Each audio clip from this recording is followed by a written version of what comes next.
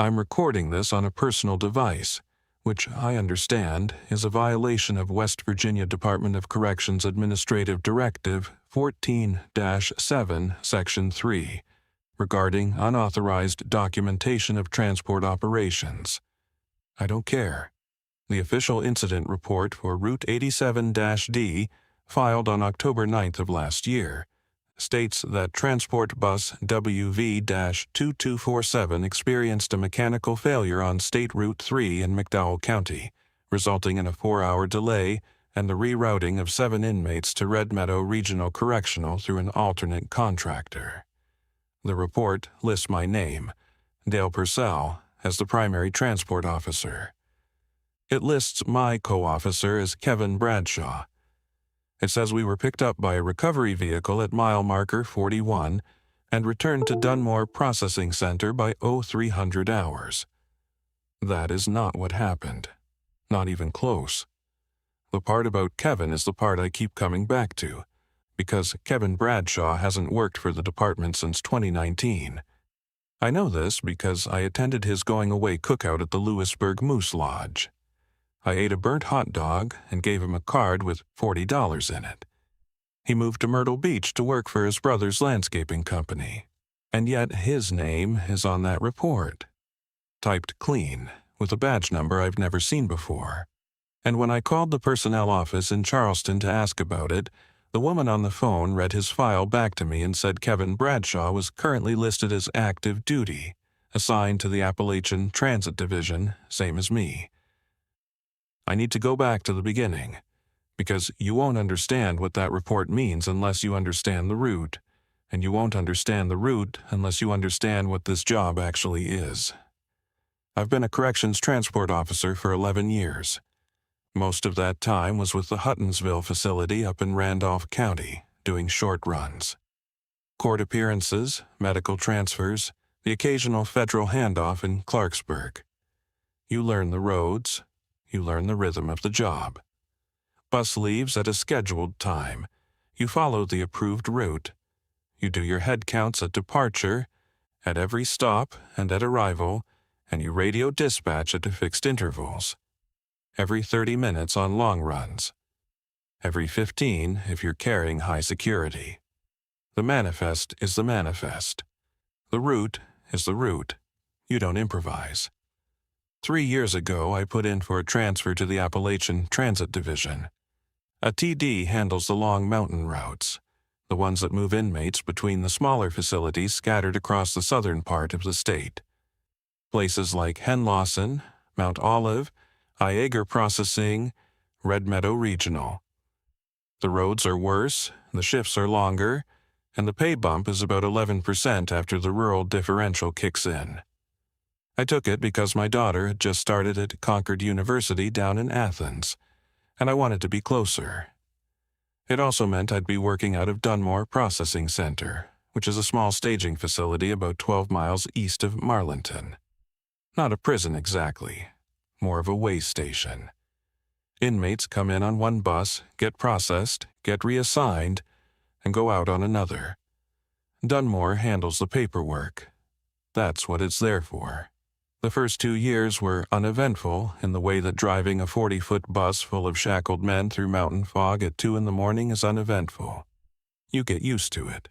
You get used to the smell of the bus, which is a particular blend of diesel exhaust, industrial disinfectant, and the metallic tang of the restraint hardware.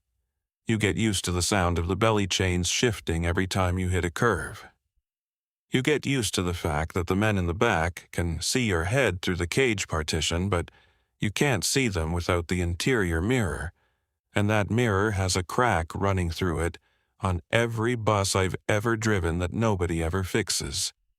You get used to the radio squelch at 2:30 in the morning when dispatch confirms your position, and you confirm your head count, and everybody pretends this is a normal thing that normal people do.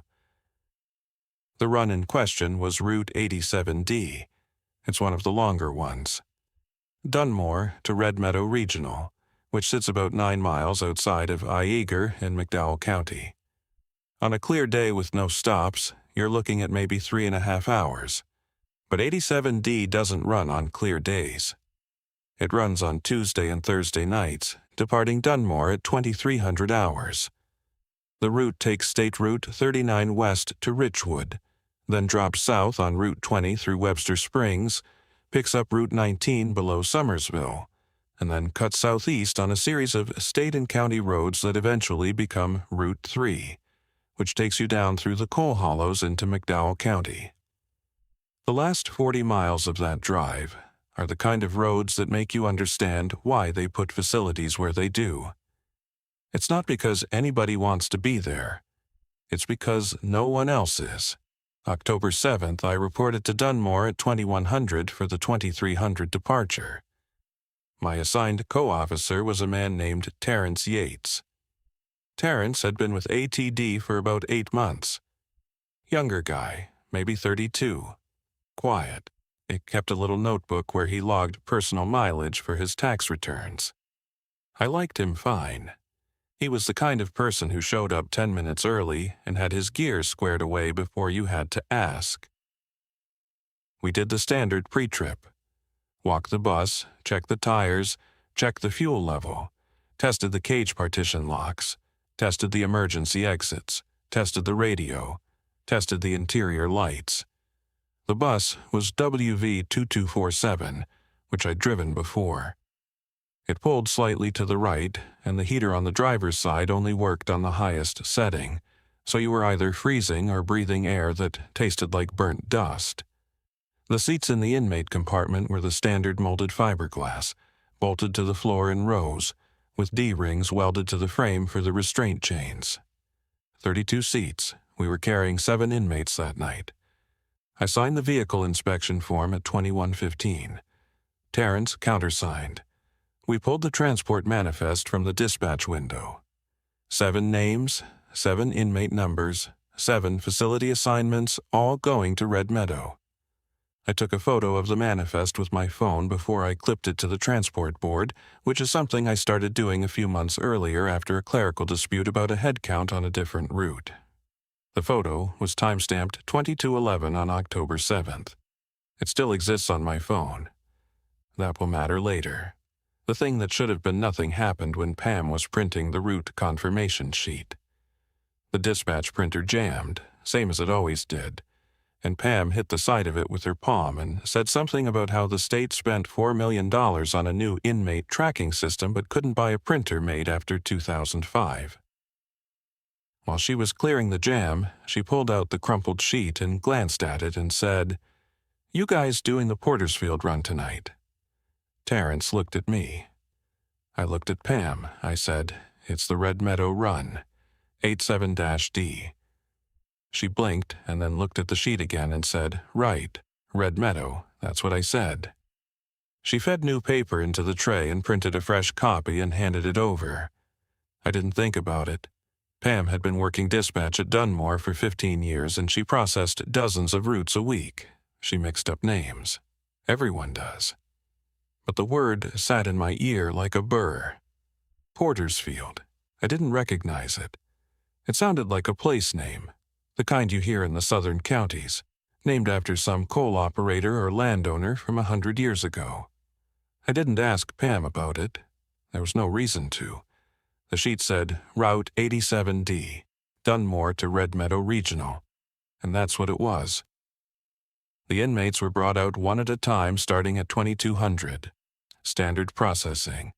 ID verification against the photo in the file. Pat search. Restraint application. Leg shackles first, then the belly band and wrist cuffs. Double locked. Each inmate was walked to the bus, seated, and secured to the D-ring. Terrence handled the interior while I managed the manifest at the door, checking each man's wristband against the number on the sheet. 6 of the 7 were routine transfers, low to medium security. Drug offenses, property crimes, parole violations. The 7th was a man named Harold Sipe, who was listed as medium-high. His file had a yellow flag for escape risk, which meant he got the box cuffs instead of the standard chain links.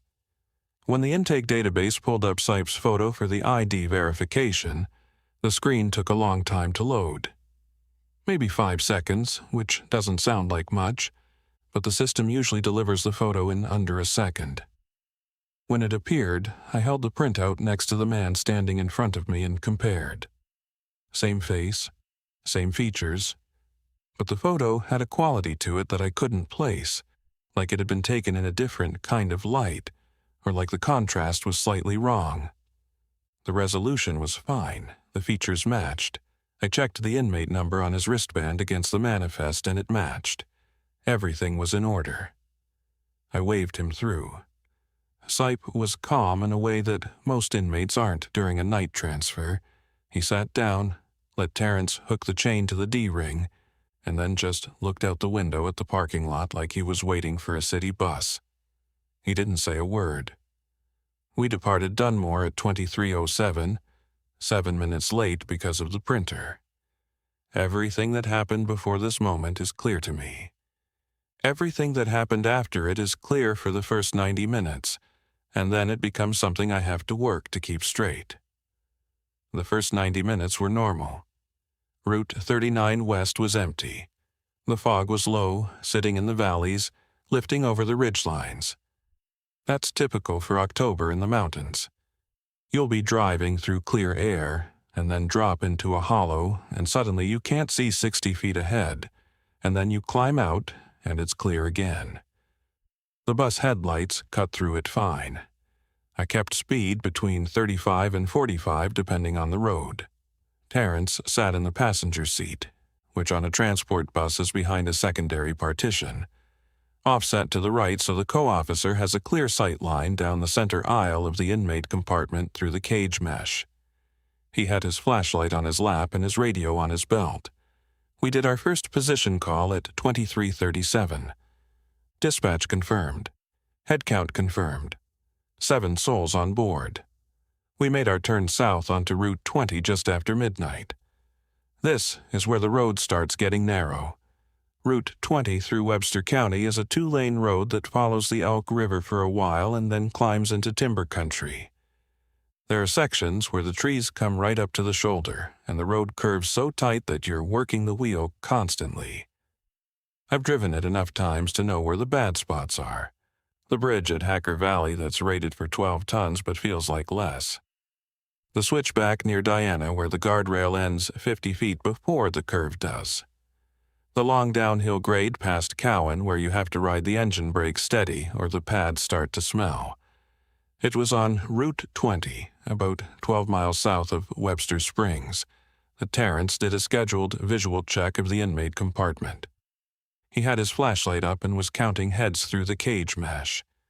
He counted under his breath the way he always did. 1, 2, 3, 4, 5, 6, 7, and then he stopped and counted again and said, "Dale, I'm getting 8. I told him to count again. He counted again. He said, I count 8. I pulled the bus onto a wide spot in the road. There was a gravel turnout there, the kind they have for logging trucks. I set the parking brake and went back to the partition. I took my own flashlight and counted. In the first row, 2 men. Second row, 2 men. Third row, 2 men. Fourth row, 1 man. Harold Sipe in the window seat on the left side, that's 7. I told Terrence it was 7. He was quiet for a moment, then he said, "Yeah, you're right, 7. Sorry. Must have counted a shadow, that's what you do. You find the rational explanation." The interior lights on the bus were set to their nighttime mode, which is a dim amber that barely illuminates the aisle. The mesh partition creates a crosshatch pattern that plays tricks when you sweep a flashlight across it. Shadows double. Shapes repeat. I've miscounted before. Everybody has. You count again, and you get the right number, and you move on. We called in our midnight position check, 7 inmates, all accounted for. We pulled back onto Route 20 and continued south. The next 40 minutes were quiet. Some of the inmates were asleep. The chain links clinked when the bus rocked on the uneven pavement. The fog got heavier as we dropped in elevation. I had the wipers on intermittent because the moisture was condensing on the windshield in a fine film that smeared before it could be wiped clean. The defroster was barely keeping up. Terrence was making notes in his little book. We reached the junction with Route 19 at about 12:50. This is where you make the turn southeast and start heading into the coal counties. Route 19 is a better road, 4 lanes in some sections, and you can make decent time. But the turnoff onto the county roads is easy to miss at night, especially in fog. There's a specific sequence: Route 19 south to the Fayette Station Road exit, then Route 16 to Route 97 to Route 10, and finally Route 3 into McDowell County. I've done it enough times that my hands know the turns before my brain does. But that night, I missed the exit for Fayette Station Road. The green sign never appeared. I thought maybe the highway department had taken it down for maintenance. It happens. I checked the odometer. I'd gone 4 miles past where the exit should have been. I told Terrence I was going to turn around at the next opportunity. But the next opportunity didn't come for another 11 miles. No exits, no crossroads, no gravel turnarounds. Just the road, the fog, and the trees pressing in from both sides, and the road was getting narrower. Somewhere in those 11 miles, Route 19 had gone from a 4-lane divided highway to a 2-lane road with no center line and no shoulders. I didn't notice exactly when it changed. That's the part that still bothers me. A 4-lane highway doesn't become a back road. It doesn't thin out gradually like a river branching into creeks, but that's what it felt like the road was funneling us somewhere.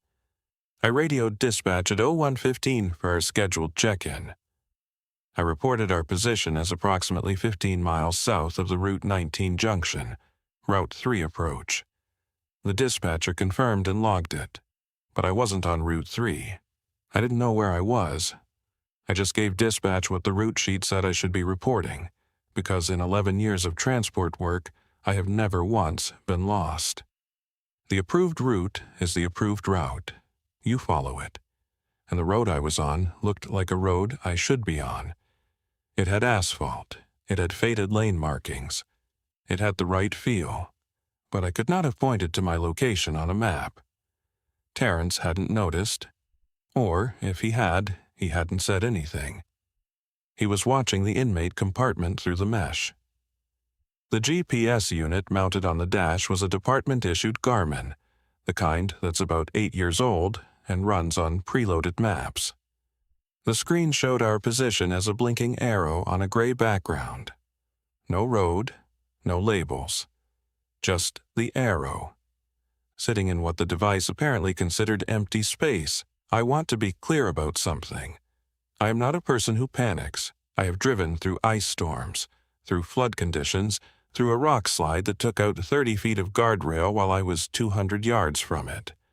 I once had an inmate have a seizure mid-transport and I pulled over, administered first aid through the cage slot, and had EMS on scene in 14 minutes. I am good at my job, and what I felt in that moment was not panic. It was a recognition that the situation had departed from procedure in a way that I could not correct by following procedure. I kept driving. There was nothing else to do. The road continued in gentle curves through dense forest. The trees were mostly hardwoods, bare for the season, their branches latticed over the road so the headlights lit up a tunnel of pale wood and empty air. The fog was thick and low. In the mirrors it closed behind the bus like something being sealed. At 01:32, one of the inmates in the second row began to moan. Not loud, not panicked.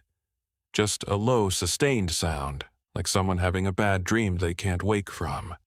Terrence shined his light back through the mesh and told the man to quiet down.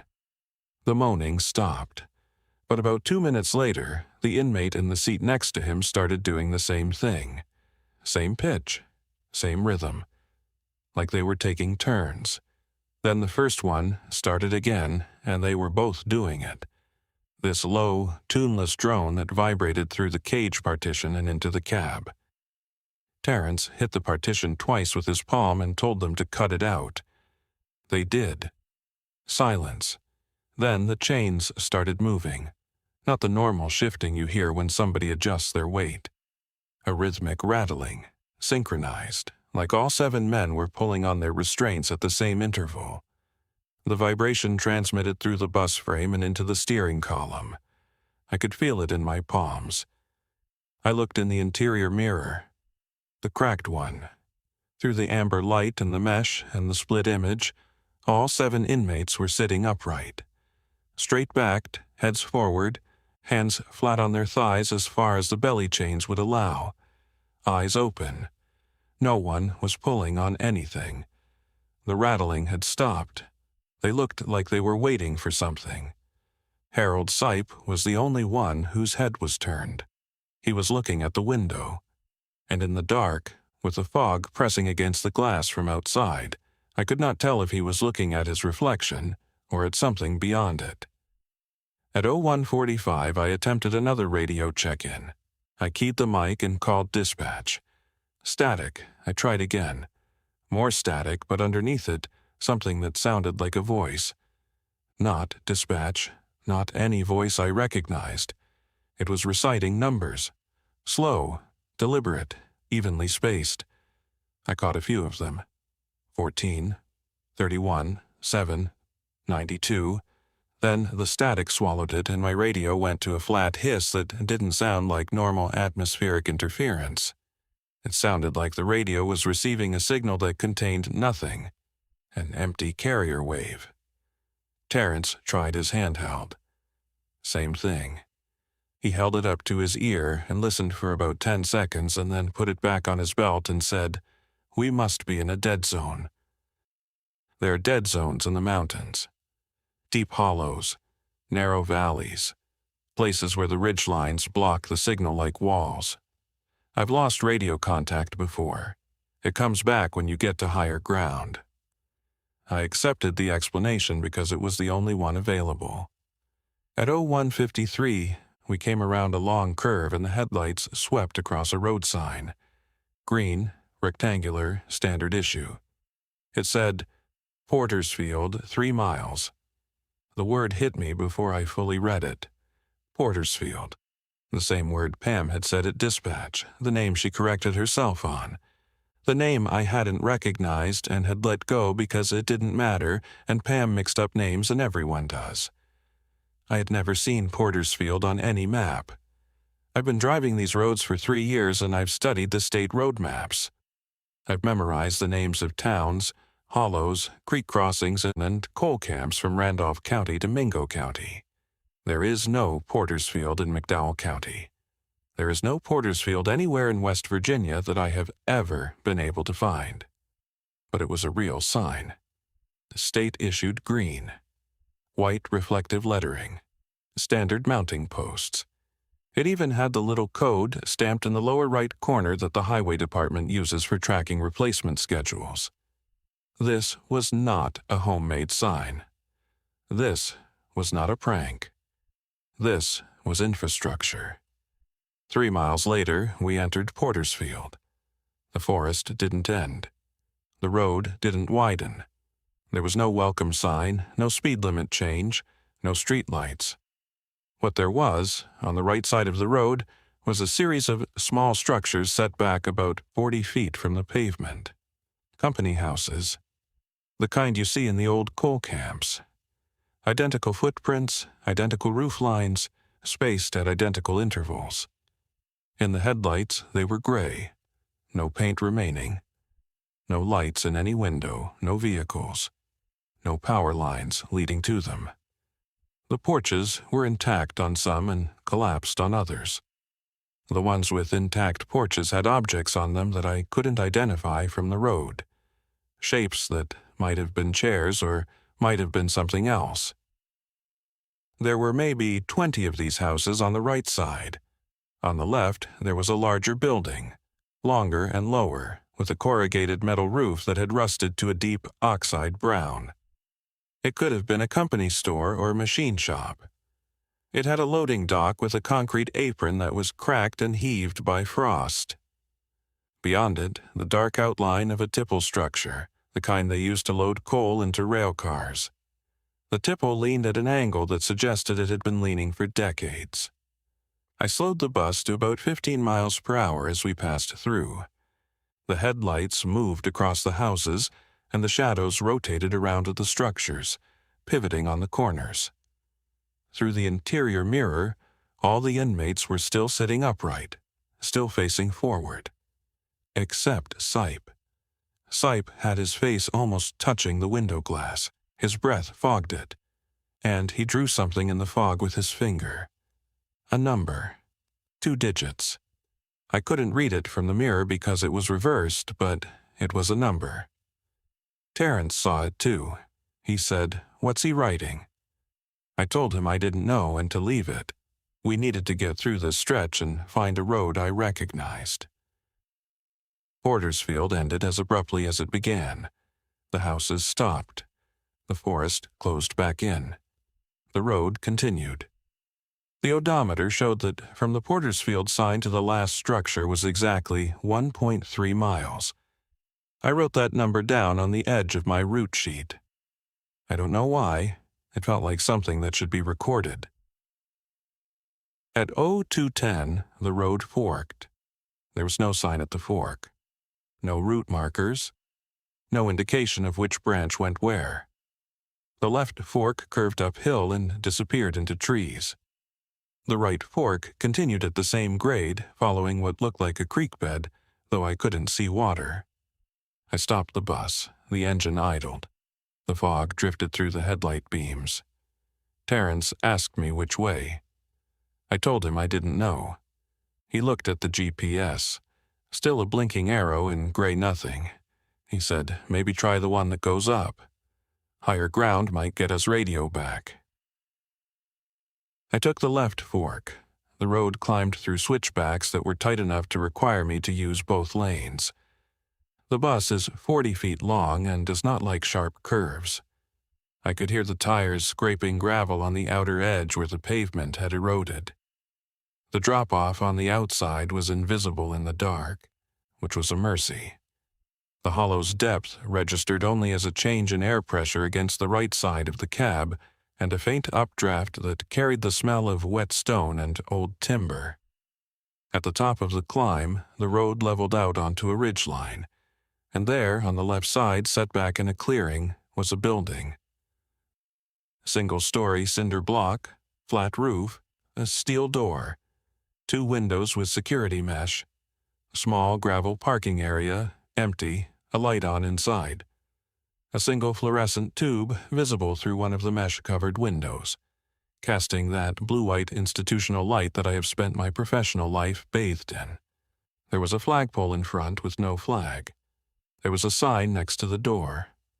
I pulled the bus into the parking area and angled the headlights toward the sign. It read, "West Virginia Department of Corrections, Portersfield Transfer Station, authorized personnel only." Terrence and I looked at each other. A transfer station is a way station, like Dunmore, a place where inmates are processed between legs of a transport route. There are 11 transfer stations in the ATD network. Portersfield is not one of them. I told Terrence to stay with the bus and the inmates.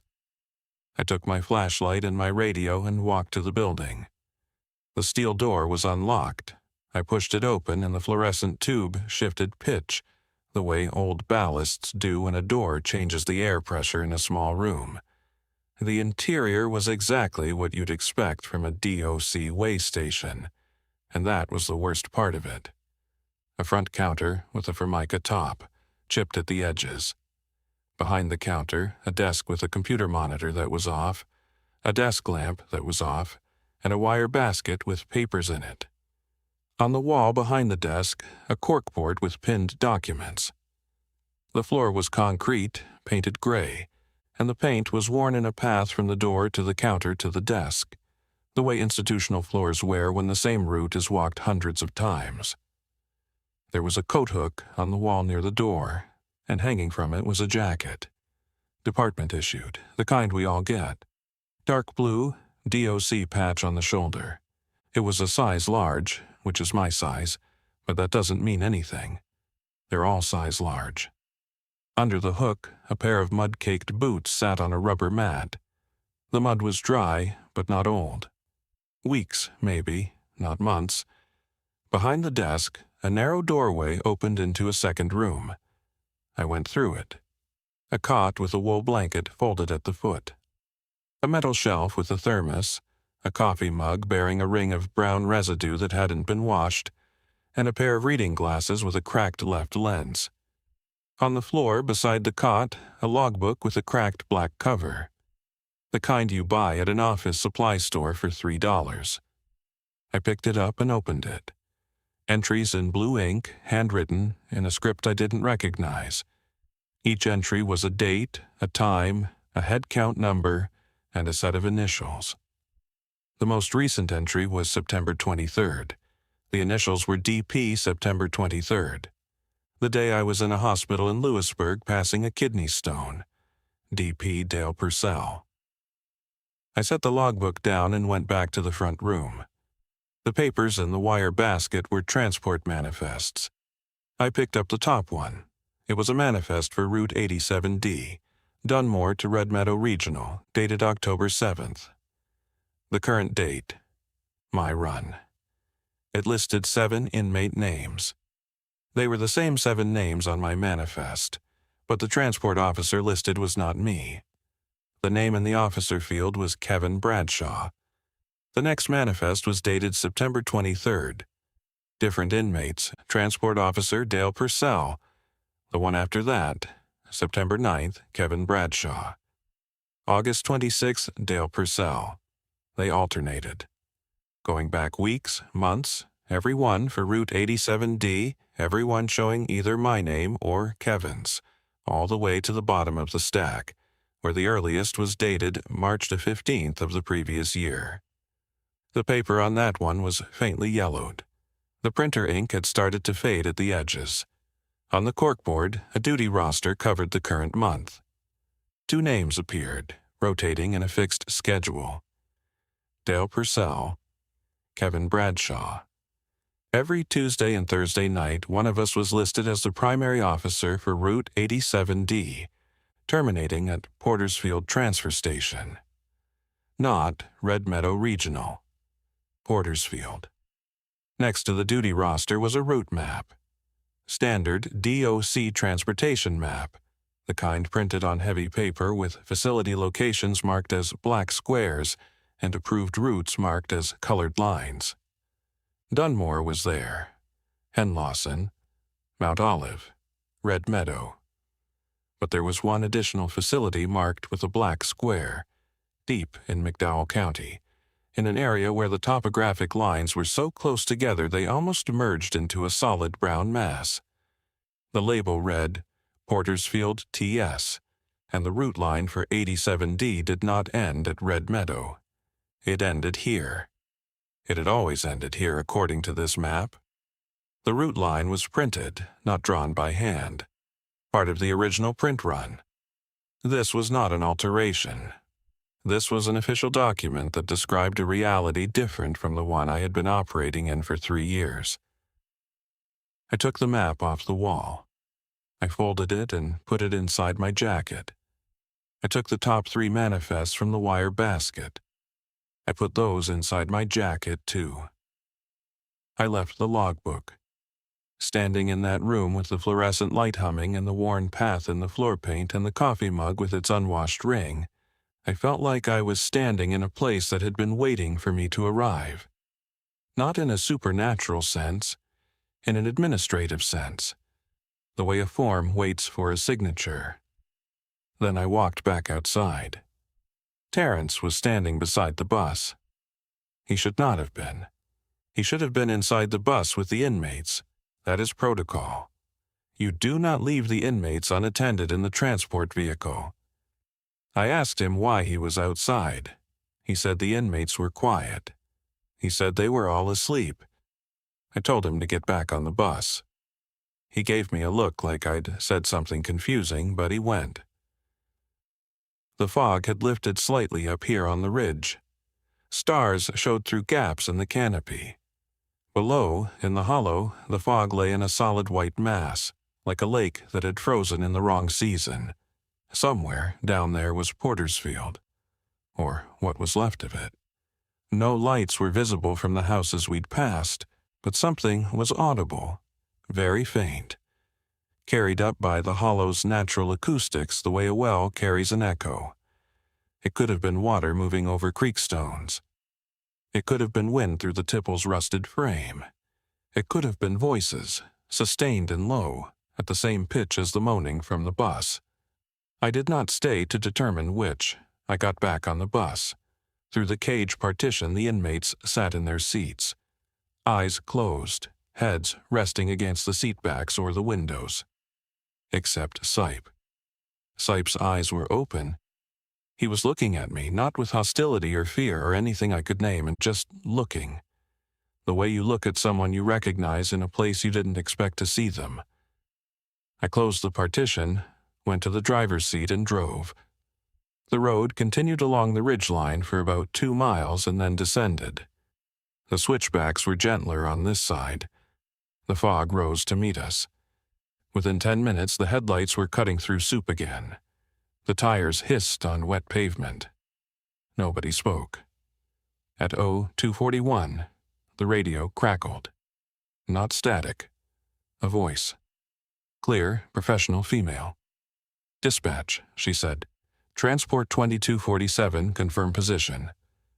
I grabbed the mic and said, 2247, unknown position, requesting road assistance. I've deviated from the approved route for 87D. There was a pause.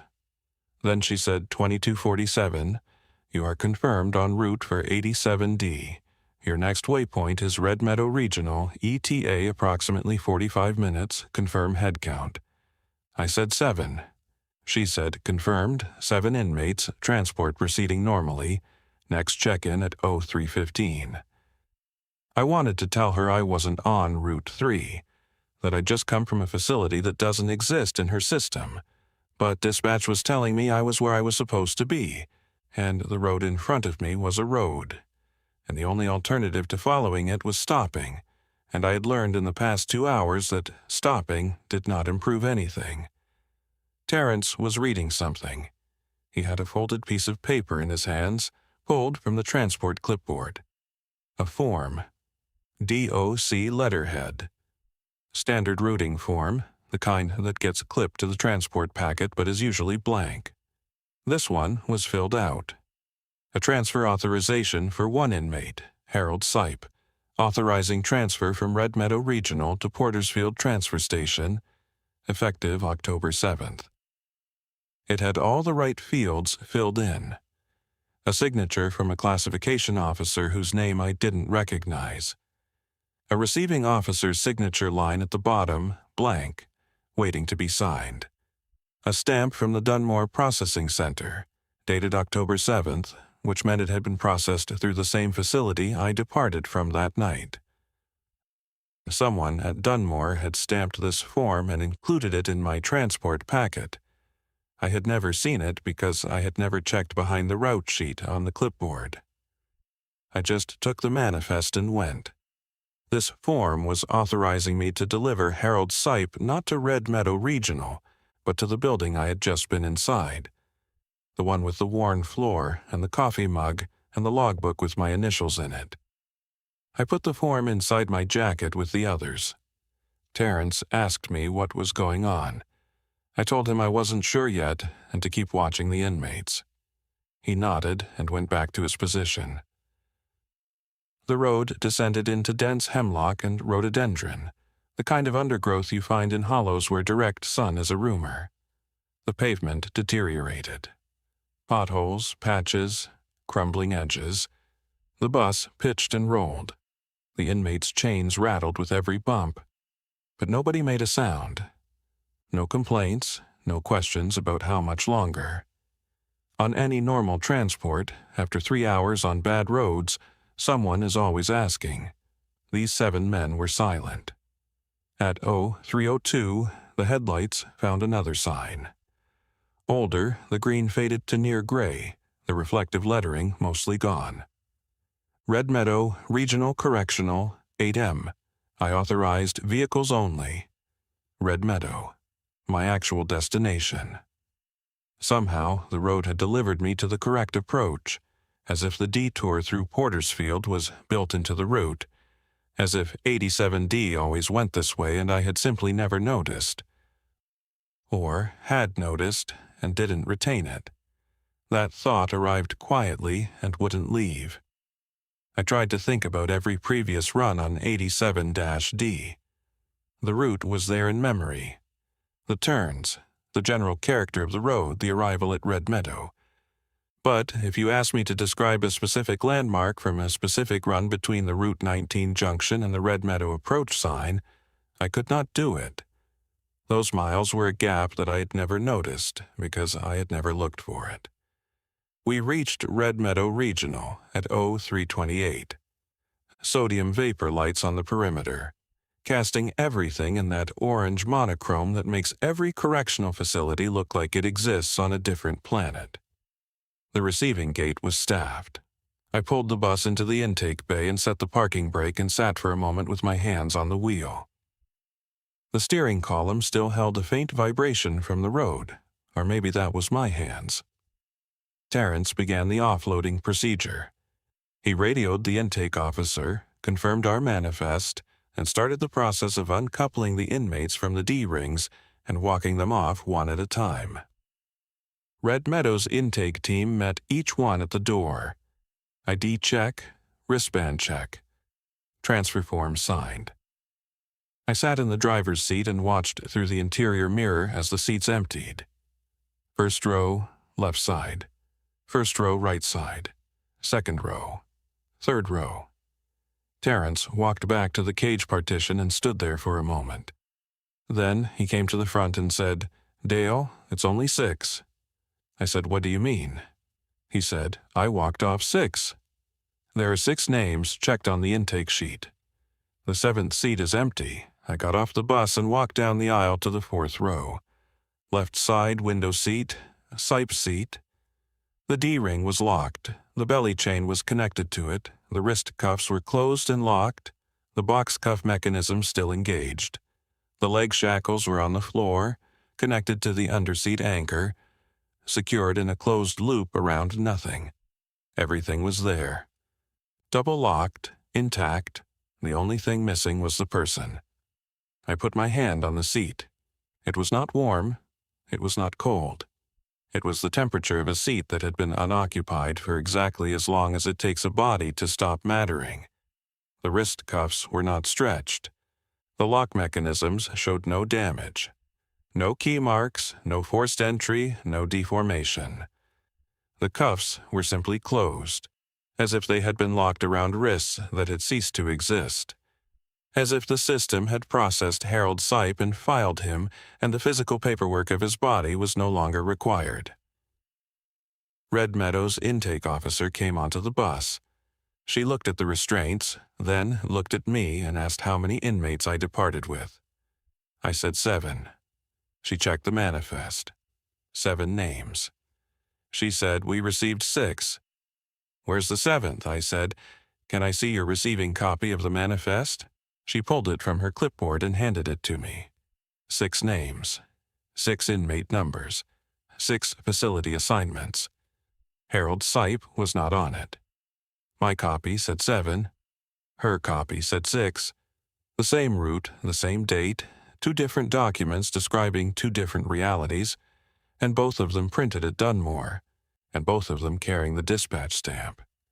She took her copy back, counted again, and said 6. That's what I was assigned to receive. 6 inmates, Route 87D, Dunmore to Red Meadow. She looked at me with the polite, measured concern that correctional professionals use when they think a colleague might be coming apart. She said, "Are you sure you departed with 7? I called Terrence over." I said, "Terrence, how many inmates did we load at Dunmore?" He said 6. I said 7. He said, "Dale, it was 6. I counted them at the door, and I counted them at every check." 6. I said, "Harold Sipe, 4th row, window seat." He looked at me blankly. He said nobody was in the 4th row. That row was empty the whole way. I reached inside my jacket for the transfer authorization form. the one from the clipboard, the one authorizing Saipe's transfer to Portersfield. My fingers found the folded paper. I pulled it out. It was a blank routing form. DOC letterhead. All fields empty. Standard blank stock. I checked for the manifests I'd taken from the wire basket at the station. Gone. In their place, the vehicle inspection form I had signed at Dunmore, the original, with my signature and Terrence's countersignature. The route map was gone too. I stood on that intake bay under the sodium lights and something shifted. Not the ground. The ground was concrete and it was solid.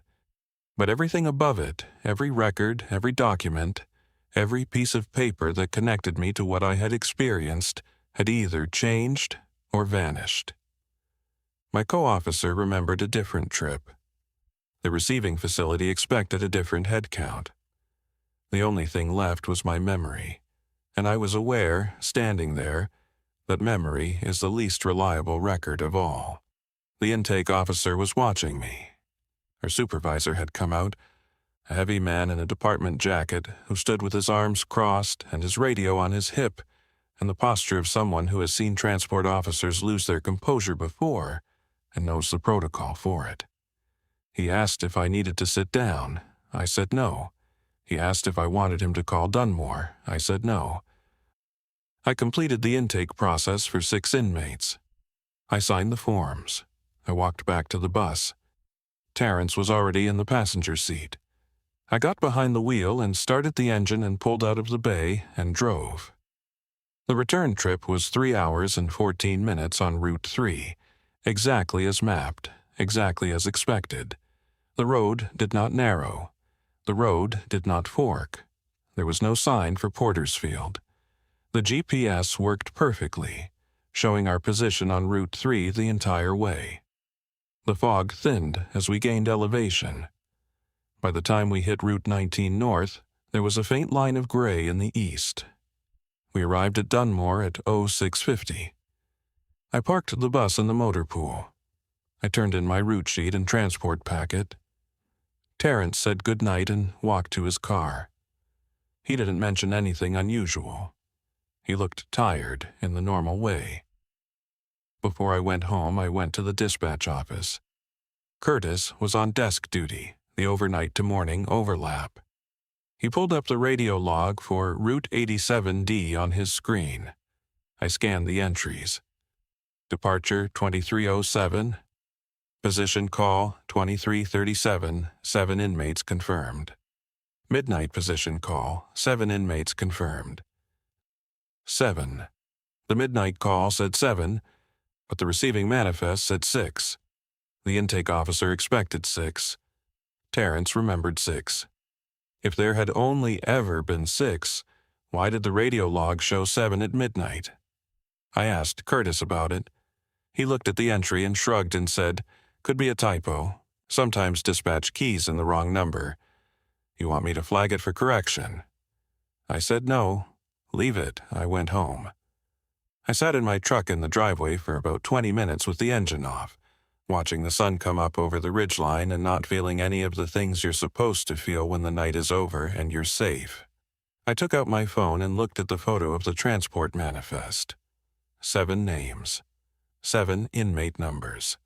Harold Sipe, line 7. Time-stamped 2211 on October 7th. It was there. Whatever had happened to the physical documents, the photo was unchanged. I looked up Harold Sipe in the state's inmate search database. No results. I tried different spellings. Seep, Sif, Sip, nothing. I searched the inmate number from the manifest. The system returned, number not assigned. Over the next 2 weeks, I did things I probably shouldn't have. I pulled archived manifests from the Dunmore filing room. The filing room at Dunmore is a converted supply closet at the end of a hallway that smells like damp cardboard and floor wax. Metal shelving, 6 rows deep, packed with banker's boxes that are labeled by route and date in black marker. Some of the labels had been rewritten over older labels.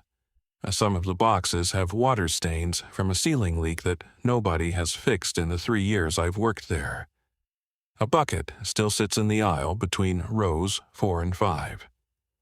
The fluorescent tube nearest the back wall flickers on a 3-second cycle, steady enough that you stop noticing it until you've been in there for 15 minutes and realize you have a headache. I pulled every Route 87D manifest for the past year. I sat at the metal table near the door and went through them one by one. They all showed 6 inmates or fewer. None listed 7.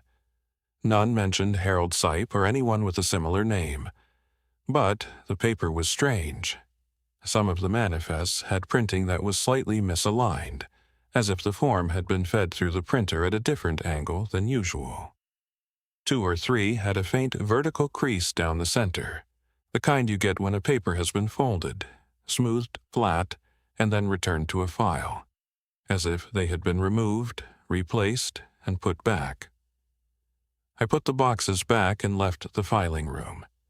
The headache stayed with me the rest of the day. On my day off, I drove to the Route 19 junction in my personal vehicle. I took the route south, exactly as I had that night. I found the Fayette Station Road exit exactly where it was supposed to be. I found every turn, every landmark, every mile marker. Route 3 ran straight through to the Red Meadow approach. No fork, no Ridgeline Road, no Portersfield. I spent 2 afternoons at the McDowell County Library in Welch. The reference section is a single room with 6 tables and a wall of filing cabinets containing local history materials that nobody has digitized and probably nobody will. I searched property records for the name Portersfield. One reference: a coal camp operated by the Portersfield Coal and Coke Company from 1917 to 1934. The camp was located in a hollow in the southeastern part of the county. 24 company houses, a company store, a machine shop, a coal tipple, and a rail spur connecting to the N&W line. The workforce was organized into 7-man extraction crews. The record said the site had been abandoned after a mine collapse in October of 1934 that killed 31 men. October, the same month. The entry included a typed list of the dead, copied from a coroner's report. 31 names. Most of them I didn't recognize, the common Appalachian surnames of that era, the Adkinses and Blankenseps and Elswicks. But one of the names on the list was H. Sipe, foreman, crew 4. There was a handwritten note at the bottom of the property record, added in 1978 by a county clerk, that said the access road to the camp had been decommissioned by the State Highway Department and was no longer maintained. A second note, undated, in different handwriting, had been added below it. It read, "Road status reclassified CDOC file 4483. DOC file 4483. The same number as the route code. In the same filing cabinet I found a pamphlet from 1923, printed by the Portersfield Coal and Coke Company as a recruitment brochure. The paper was so brittle it cracked along the fold when I opened it. It described the camp in optimistic terms. Good wages, company housing, a company store with fair prices, steady work. It listed the working structure: 7-man crews, each assigned to a numbered section of the mine. Each crew worked a 12-hour shift, entering at dusk and exiting at dawn. The pamphlet said the company operated 4 full crews and was hiring for a 5th. 31 men at capacity, the exact number who died. The brochure included a small photograph of the camp. Blurry, but recognizable. 24 houses on the right side of a dirt road. A larger building on the left, a tipple in the background. The road ran through the center of the camp and then curved uphill toward the mine entrance. The same road, the same layout, the same 20 houses I had seen through the headlights of WV-2247 at 1:58 in the morning. I went back to the radio log from that night. The numbers I'd heard through the static: 14, 31, 7, 92, 31 dead. 7 to a crew. I didn't know what 14 and 92 meant. I still don't. I called Kevin Bradshaw, his number in Myrtle Beach. He picked up on the third ring. I asked him how the landscaping was going. He said fine. I asked him if he'd been contacted by the department recently. He said no. I asked him if he was sure. He said, "Dale, I quit 7 years ago. Why would they contact me?" I said, "Your name is on an active duty roster." He laughed and said that sounded like a West Virginia clerical error and to tell them to take him off.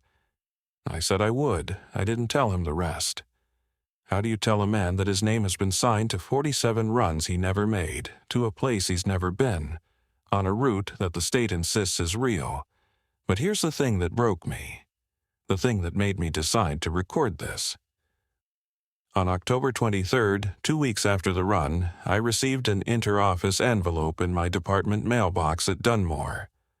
Inside was a duty assignment notification, standard form, informing me that I was scheduled for Route 87D on October 24th. Tuesday night, my regular rotation. Departure 2300. This was normal. The routing code at the bottom of the form was not. Every route has a 4-digit code that corresponds to its origin and destination. The code for 87-D, Dunmore to Red Meadow, is 4471. The code on this assignment notification was 4483. I went to the dispatch office and asked Curtis what route code 4483 corresponded to. He typed it into the ancient database that probably runs on the same operating system as Pam's printer. He found it. He read it to me without looking up. Route 87-D. Dunmore Processing Center to Portersfield Transfer Station. I said, "Can you say that again?" He said it again. I asked him when that code was created. He checked. March 15th of the previous year, the same date on the oldest manifest in the wire basket. The same year the property record showed the road had been reclassified. I asked him how many runs had been logged under code 4483. He counted 47. 47 completed transports to a facility that does not appear on any public DOC map in a town that was abandoned in 1934, on a road that was decommissioned in 1978. The officers listed on those runs alternated. Dale Purcell, Kevin Bradshaw, 47 times, going back 18 months. I have no memory of any of them except the last one. Curtis asked me if I was all right. I told him it was a scheduling question. I went back to my truck. I sat there and thought about the 46 runs I don't retain. I thought about the inmates on those manifests, where they went, what they were delivered to, what happens inside a building on a ridgeline above a dead coal camp where a fluorescent light stays on and a duty roster updates itself, and a coffee mug never gets washed because the person who drinks from it doesn't exist during the hours when washing a mug would occur to someone. I did not drive Route 87D on October 24th. I called in sick. I called in sick for the Thursday run, too. I used my accumulated leave. I told the supervisor I had a recurrence of the kidney stone. He approved it without question. A week later, I checked the dispatch log for October 24th, Route 87D, completed run. Departure 2305 from Dunmore. Arrival 0331 at Red Meadow Regional. Transport Officer Dale Purcell. Co-Officer Kevin Bradshaw. I was in my apartment in Marlinton that night. I was watching television. My truck was in the parking lot the entire night. My neighbor saw me take the garbage out at 10 p.m., but the log says I was on that bus, and the route code was 4483. I submitted my resignation from the Appalachian Transit Division on November 1st. I cited personal reasons. The department processed it in 3 days, which is fast. Usually it takes 2 weeks minimum. They didn't ask me to reconsider. They didn't conduct an exit interview. The HR officer in Charleston mailed me a separation packet that I received on November 5th. Inside was my final pay stub, a COBRA benefits notification, and a copy of my personnel file summary. The summary listed my assignments. Huttonsville, 8 years. Appalachian Transit Division, 3 years. Last assignment, Route 87D, Dunmore Processing Center to Red Meadow Regional. All correct, except the last page. The last page was a transfer approval form. It showed that effective November 15th, Officer Dale Purcell had been approved for reassignment to Portersfield Transfer Station. Position: Permanent Facility Staff. Role: Transport Intake Officer. Signed by a classification officer whose name I didn't recognize. The same name from the form that had turned blank in my hands on the intake bay at Red Meadow. Dated October 9th, 2 days after my run. The same date as the official incident report. The report that says I had a mechanical failure on Route 3 with a co-officer who hasn't worked for the department in 7 years. I called the HR officer. I told her there was an error in my file. She pulled it up and read the transfer approval back to me and said it appeared to be in order. I said I didn't request it. She said it showed my electronic signature. I said I never signed it. She went quiet for a moment and then said, "Mr. Purcell, your separation has been processed. You are no longer an employee. This transfer approval is moot. Would you like me to flag it for correction?" I said yes. She said she would submit a correction request to the classification office. That was 5 months ago. I work at a hardware store in Lewisburg now. I sell paint and lumber and answer questions about drill bits. My manager's name is Phil, and he has a mustache and he calls everyone buddy, and the most complicated thing I deal with in a given day is a mismatched SKU on a shipment of deck screws.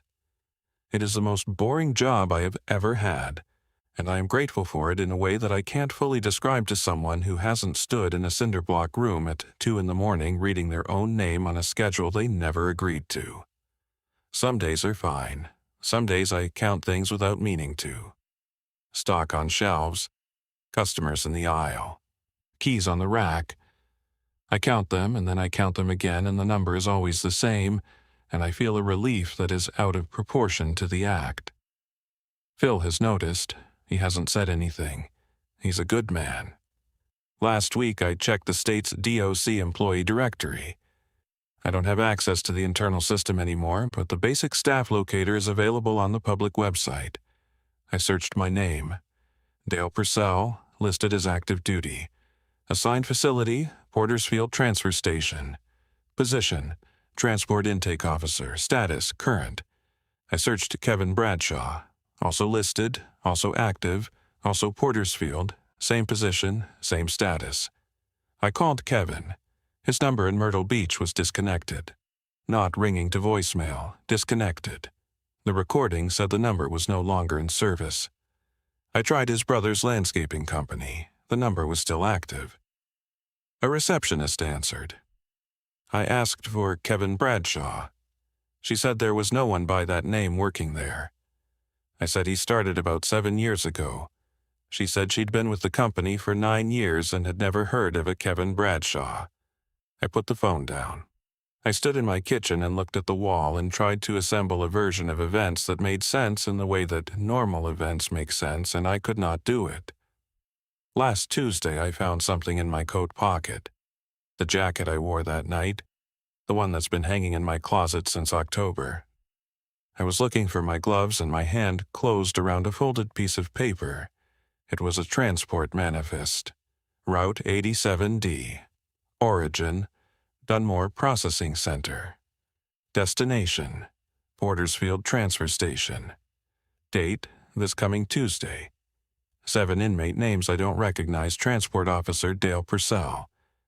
Co-officer Kevin Bradshaw. The paper was warm. Not room temperature warm. Warm like it had just come out of a printer. I don't know who's driving the bus. I don't know if anyone is driving the bus. But the route is running, the schedule is active, the manifests are printing. And my name is on them whether I show up or not. The showing up might be optional. The route completes itself. It always has, maybe. The driver is a formality, a name on a line, a signature on a form, something the system needs in order to call the run official. And once your name is in the system, it doesn't come out. Not when you resign, not when you move away, not when you stop answering the phone. Kevin stopped answering the phone. I'm recording this because the official report is not what happened, and because if I don't, the only record that will exist is the one the system wrote. And the system's version is clean and complete and makes perfect sense and is in every way that matters wrong. I was Transport Officer Dale Purcell, Appalachian Transit Division, employee number 7734. I drove Route 87D on October 7th. I carried 7 inmates. I found a place that isn't on any map. I lost a man who isn't in any database. And every Tuesday and Thursday night, according to the state of West Virginia, I'm still making the run. If you're ever in McDowell County, if you're on Route 3 late at night, and you see a prison bus coming through the fog with its interior lights on amber, don't flag it down, don't follow it. And if you hear screaming from inside, you do what the rule says. You don't stop. Because stopping means you noticed, and if you noticed, the system noticed you. And once the system notices you, your name goes on a form somewhere. And that form goes into a wire basket in a cinder block building on a ridgeline in a hollow that no one can find in the daylight. And then the light comes on, and the roster updates, and the schedule prints, and someone is expecting you. I wish I could tell you the manifest in my pocket was the last one.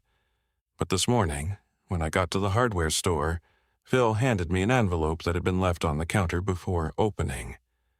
No return address, no postage, just my name, typed on a department label, the kind with the little DOC seal in the corner that you see on every piece of inter-office mail in every facility in the state.